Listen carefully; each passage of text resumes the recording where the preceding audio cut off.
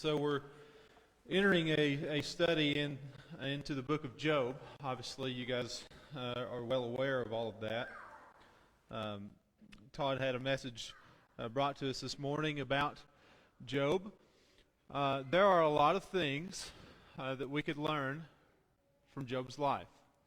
The character of Job, the things that he had gone through, and different things. But as we get started into our journey through Job, as I'm going to call it, we wanted to start this study out kind of with some introductory material, okay, and some information about the book as a whole. All right, so lesson number one is going to be much about that. We're just going to kind of lay some groundwork and get us prepared to walk through this big book, right? So Job obviously is a huge book. There's a lot in there, and so we're not going to cover everything. Hopefully we can highlight some of the main points, some of the main concepts, and really get some good out of it. There is a ton of application that you can get from studying this book. Okay? Some have... Oh, I'm sorry. I need the clicker. Did you put it in here? Okay. One sec. I might need that to run the PowerPoint.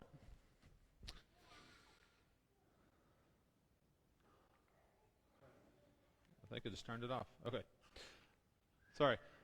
Some have seen Job as being all about the relationship between man and faith. Okay? And I think that is appropriate given what we read about the book, or what we read in the book. The man goes through absolute tragedy, right? All in a matter of one day. He's hit very hard with a lot of things right at the beginning, and then even as we go, we see some more struggles that Job has. But it's one of the ultimate examples for us to look at, to learn about how we deal with pain, suffering, and hanging on to our faith through the trials that we go through in life. It's funny sometimes how timing with Bible classes and such work out.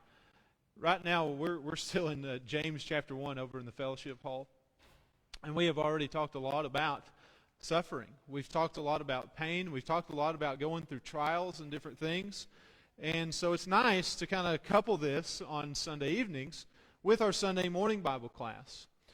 And that's a lot of what we've talked about. But, when life hurts, what are you going to do? Are you going to allow that suffering to get you closer to God or further away from God?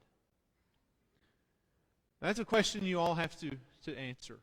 We have to answer. We've got to ask ourselves. And which way are we going to go on that? Okay?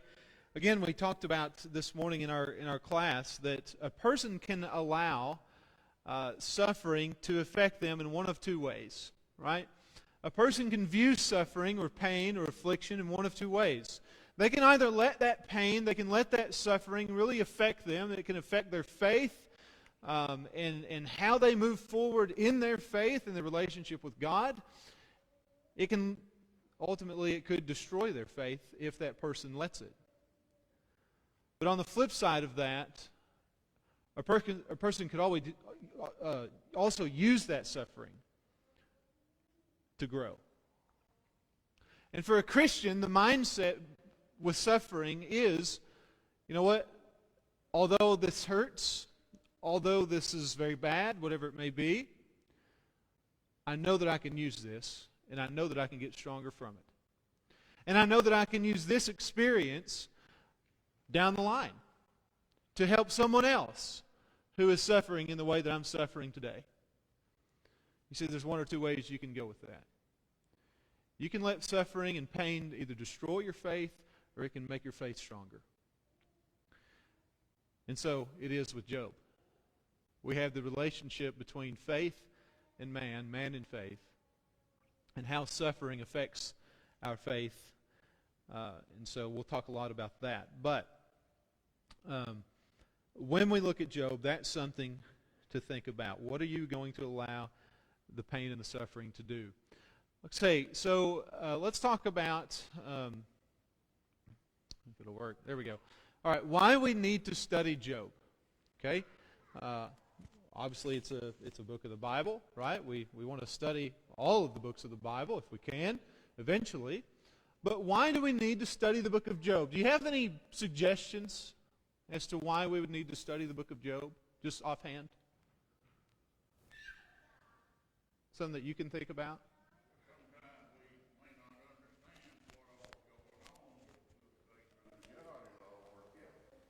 Yeah. So it's an example for us to look at and say, you know what, sometimes I can't see the full picture of things. But I know that God might be working in this. Anything else?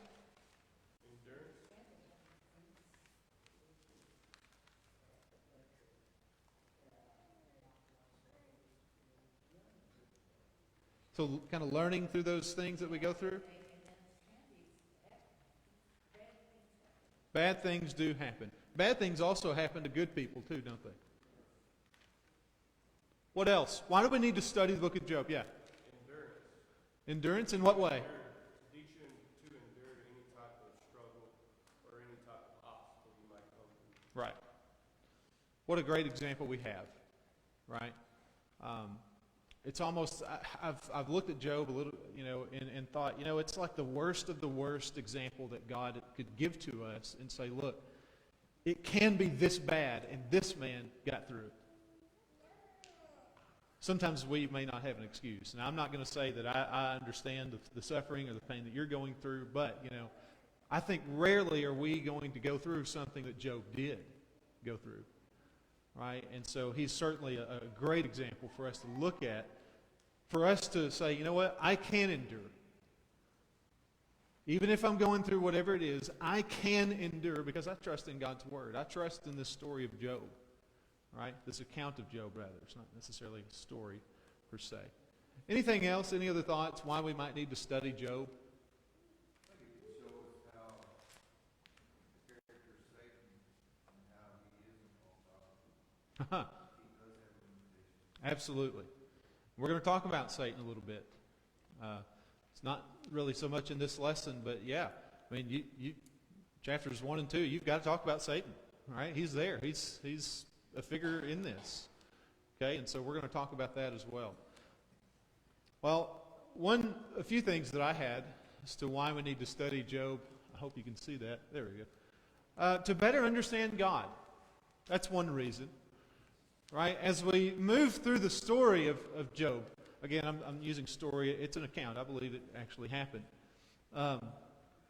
But there's all kinds of ways that we can understand God. Certainly once we get to the latter chapters, right, in the book of Job, we see this dialogue back and forth between Job and God puts Job in his place a little bit and says, you know what? Let me tell you something. And we learn about things you can learn science from the book of Job. We learn a lot about what God has done through creation, the things He has made. And, if you have understanding, right, that's what He says to Job. So, lots to learn there. Again, kind of like what Lonnie just said, better understand Satan. Okay? Again, in chapters 1 and 2 there, we can learn a lot about kind of the nature of Satan and the things that he does, the things that he's allowed to do, the things that he can and can't do. Right? Kind of the limitations that we might see with Satan, which is kind of nice to know. Satan is not all powerful. Satan is not all knowing like our great almighty God is. He is not that. Okay? And I think some people need to be, reassured of that. No, Satan's not all powerful. Satan is not God. God is God. And He will always overcome Satan. Okay? Anyway, we'll talk about him. Better understand God's sovereignty. Again, that's a lot about God. Right? And that's great. We get to talk about God in this book. The sovereignty of God, His holiness, and how great and majestic He is, and all of the things that He has done. with this, and the earth, and the knowledge that he has, and so much about God is what we're going to talk about. Okay? Better understand the connection between suffering and faith, kind of like what we just talked about. Some people call it, and I'm sure you've heard of it, call it the problem of suffering. Right? You hear that a lot today from the atheistic community. They really want to talk a lot about the problem of suffering, right? And why it's there, and why we have so much suffering in the world. That's really, really hard for some of the atheists that we might know, maybe friends of ours even. But that's one of the sticking points for them. They can't really reconcile the fact that there is suffering, and well, therefore, God is not the God that you say that He is, because suffering happens. Well, if we can get stronger and grow in our faith through suffering, is suffering an actual problem?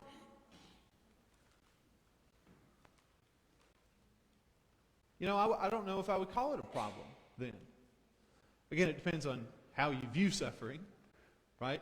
If you're viewing it, I would say, in the right way, then you're not going to call suffering a problem.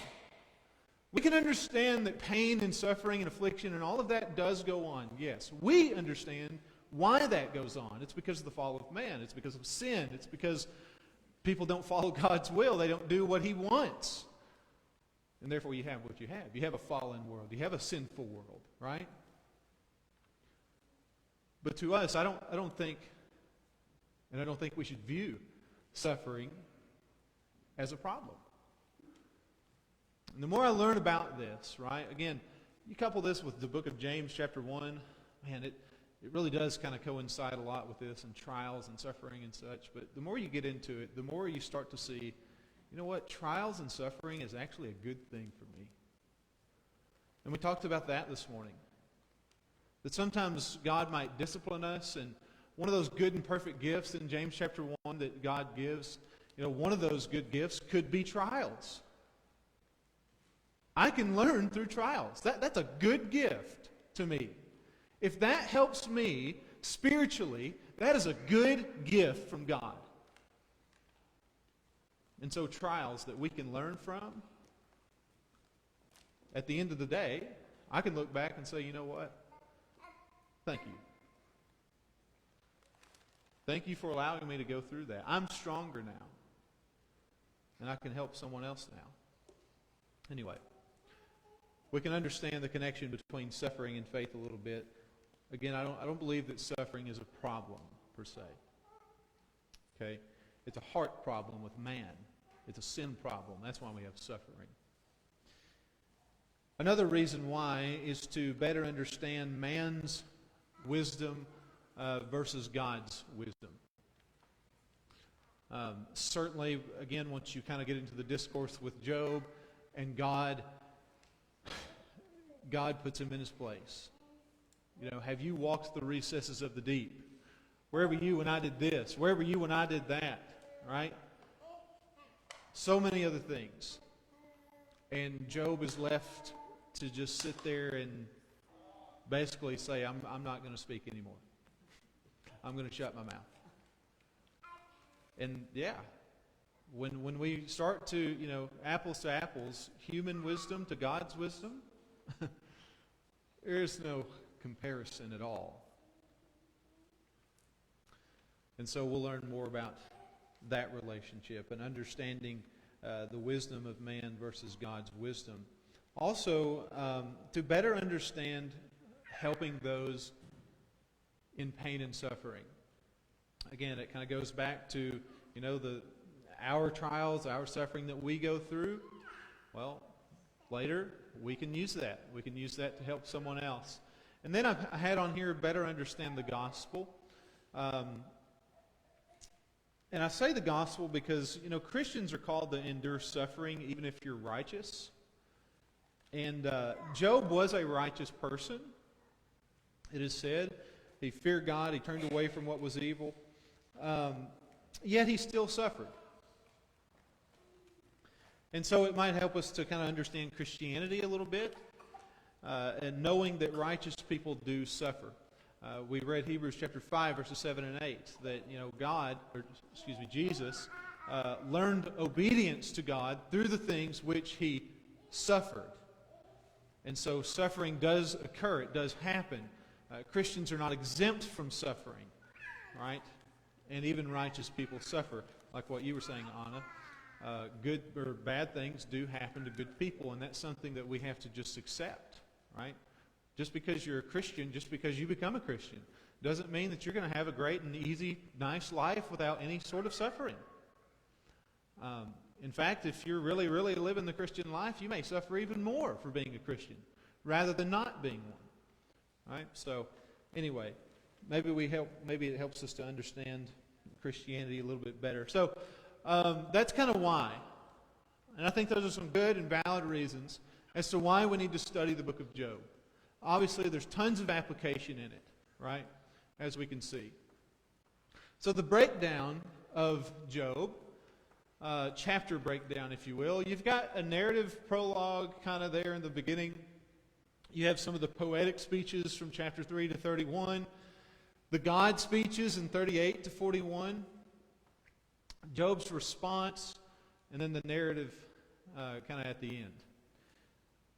All of it is very interesting, though. All of it is very important. I think sometimes we might, slip into, well, we're going to cover chapters 1, 2, and 3. Yeah, we got some stuff there in the middle. Well, let's now jump to the God sections, right? Let's talk about the meat. Let's talk about the cool stuff. Let's talk about God's response with Job. Well, you're leaving out a whole a whole chunk of stuff that really we need to get into. And we need to get deeper into this book if we're really going to glean some things from it and learn from what Job goes through. The man Job, some might say that Job was just a made-up person. I guess you can believe that if you want to. I don't believe that. I don't believe that this is some made-up account. I don't believe that Job is some made-up man. I believe that the things that actually that are spoken about actually happened to this man. Okay? If you believe God's word, you believe that every word is inspired by God and breathed by the Holy Spirit, then yeah, you're going to believe that too. And so some say that, but Job is mentioned with Noah and Daniel in Ezekiel 14, verses 14 through 20. He's also mentioned in the book of James. So there were other people that wrote. We have a prophet that's writing. We have James, one of the writers of the New Testament, that talks about Job, right?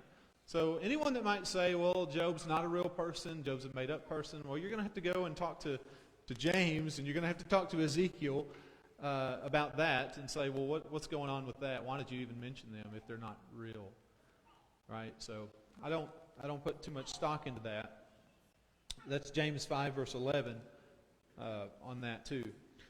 Now, the time frame of Job, okay, when is the time frame? When was this written?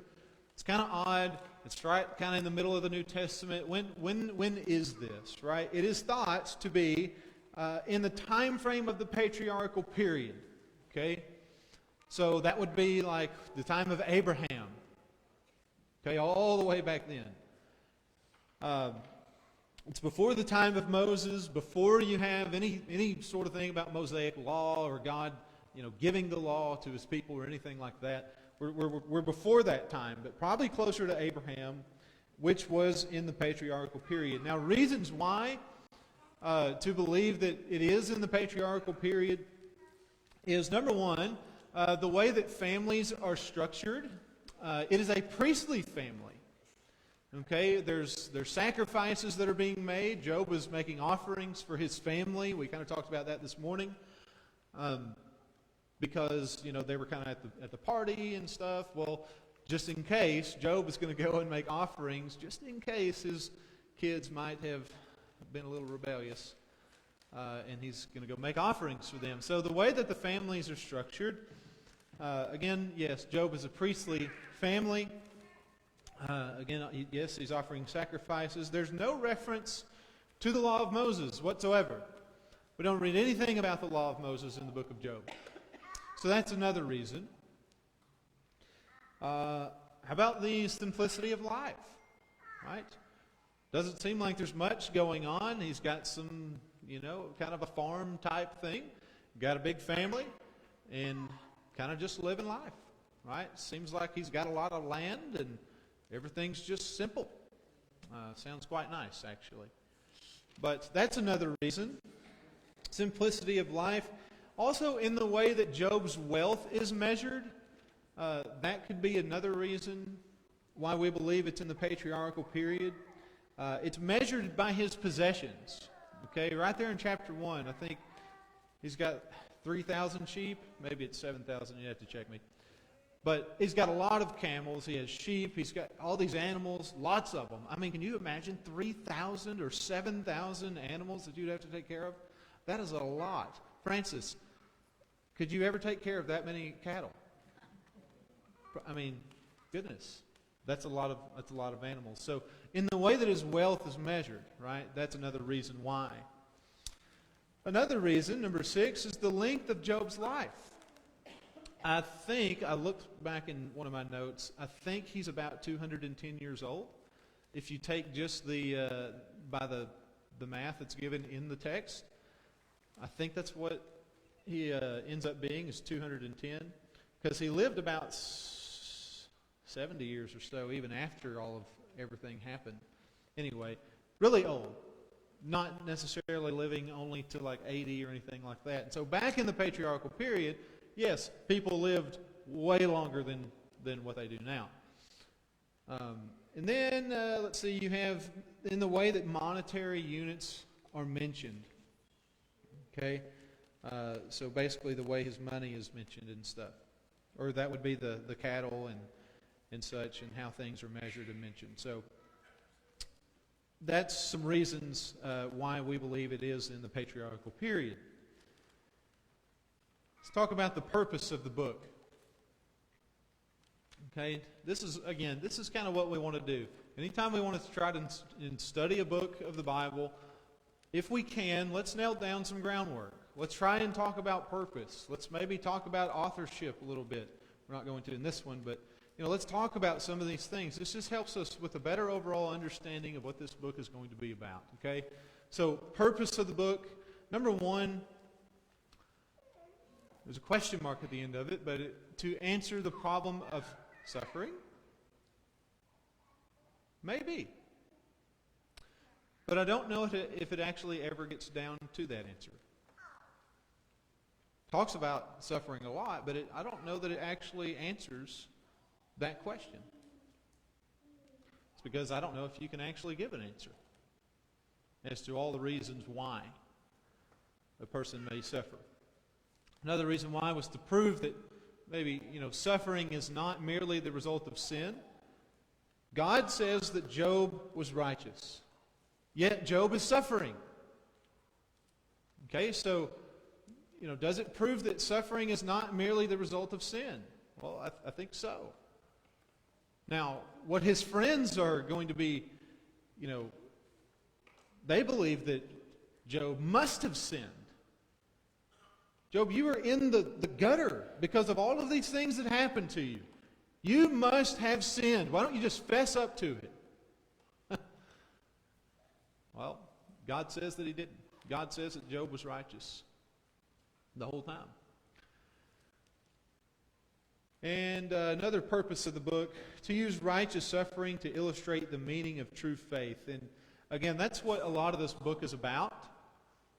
To show how a righteous person acts when they have indescribable suffering. I think I have a sermon thought that maybe I'll work on later, but it's called A Recipe for Righteousness. And I got that from Job.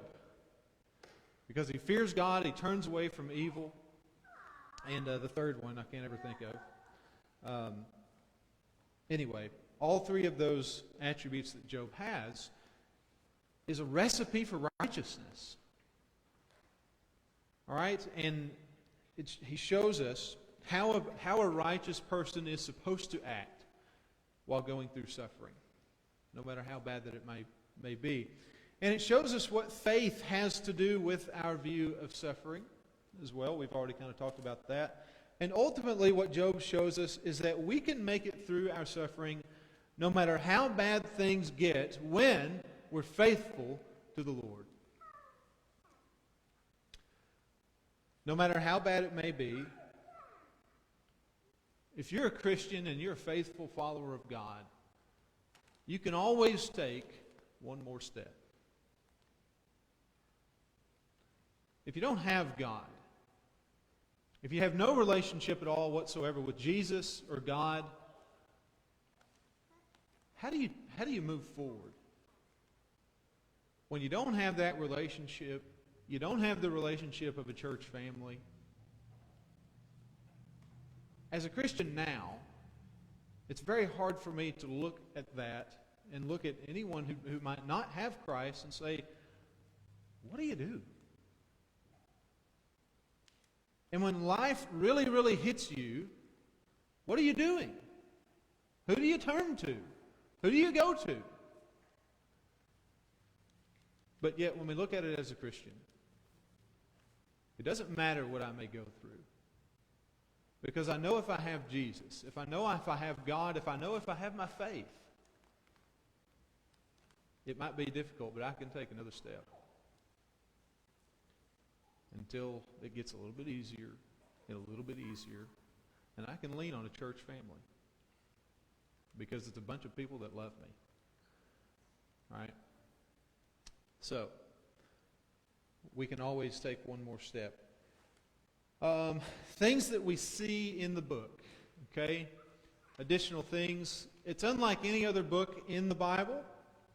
Lots of poetry, lots of wisdom literature. It is one of the books in kind of the section of wisdom literature. You have Psalms, Proverbs, Job in there. And so it's unlike any other book in the Bible with what you see. It does have similarities to other books in the Old Testament, kind of like Psalms, okay? Hymns that praise God's power and justice. We kind of see that in Job chapter 5 and Job 26. A proverb, it's like the very concise statements in Job chapter 5. Job's lamentations for what has happened to him, so it's similar to the book of Lamentations a little bit. Questioning of traditional wisdom. That's similar to Ecclesiastes. Let's see. And then, of course, we have some poems that show wisdom's value to right behavior. We see some of that in Job 28 and chapter 8 as well, which is kind of comparable to Proverbs. I had a list of keywords on here that might be important if you kind of care about some of that. But knowledge is one. Face, presence is one. Answer, land is one. Appearance is one. Power is one. Eyes, perceive, hear or listen. Wicked, guilty. Almighty is kind of a key word. Justice or judgment, righteous, and then wisdom. Those are just some key words that you'll find throughout the book. Let's see. And then lastly, what Job himself can teach us. Job is going to teach us that God is worthy of worship even in the midst of suffering. It really doesn't matter how bad things may get. God is always worthy of worship. You remember when David's firstborn son got taken because of the decision that he had made with Bathsheba? Well, finally, after a few days, the other guys in his council kind of were talking, and he had kind of overheard, and he's like, is the child dead? Just tell me. He's dead. It says he worshiped after that. He'd just gone through a trial. He'd just gone through a death and, had a death, one of his firstborn. And he worshiped. And so, God is still worthy of worship no matter what. No matter how bad things may get. And sometimes, going to worship God can be the most encouraging and fulfilling thing that we could do in the midst of our suffering. I've heard it said that sometimes when people go through suffering, that all they want to do is they want to come on a Sunday morning with their church family and worship God together. Why would somebody say that? Well, God's always worthy of worship. God is the comforter of your suffering. Another reason what Job can teach us is that he followed God because of who God is. Not just because he was blessed with much. Now that's some application there, if we could talk about some. We may have a bunch of things. We may have monetary blessings and material blessings and such, and things that help us in life, but what's the real reason that you follow God?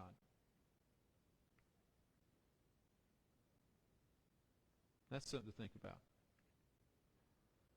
Do we follow God just because of the good things that are in our life? In fact, that's exactly what Satan had said to God. He said, He's not following you for nothing. You take away all those good things, I guarantee you, he won't follow you anymore. He said, all right, have at it. Let's see. And we know what happened. But I think that's something for us to ask ourselves is why? What is our why? There you go. What's your why for following God? Are you just following Him because of the great things that are going on in your life? It's really easy to follow something good and say thank you and stuff when good things are happening. What if you rip those things away? What if you were stripped of all of your good things? What if you were stripped of your family, the things that you own, and everything that Job had happen to him? What if that happened to you? Could you say that you would still faithfully follow God? I hope we could all answer yes to that. But I also hope that none of us ever has to go through it to see. But that's something he can teach us for sure. And then lastly is that he teaches us that his devotion to God was purely genuine. It wasn't because of things that he had been blessed with. Job loved God. In one sense, you could say that Job walked with God. He was righteous. God said that he was righteous. And he challenges Satan and said, have you considered my servant Job? It's a powerful book. And I'm excited to go through it. And I hope you come back and learn from this great book. We'll talk about some things. We'll make some application where we can. But it's going to be good. So anyway, I don't know who has the closing prayer. What? Yeah. So read chapter 1 and 2 for next week. Yeah, that's a good idea. If we're going to go through this, I would say try to sit down in one sitting to try and read Job. If you have the time, I encourage you to do it. But the more you just continue to read over something, that helps to get you more familiar with it, right? So if you could read chapters 1, chapters 2, maybe the first couple chapters before we come back next week, read it. Just don't stop. Just keep reading it. I think that'll help you with really kind of understanding. You'll see new things each time you read through it. I'm going to try to do that myself, but I understand, I know timing sometimes it's hard to get it in sometimes, but make it a priority this week to try and read Job chapters 1 and 2. Just keep going. Anyway, I don't know if there's any more announcements that we have, but that'll be it.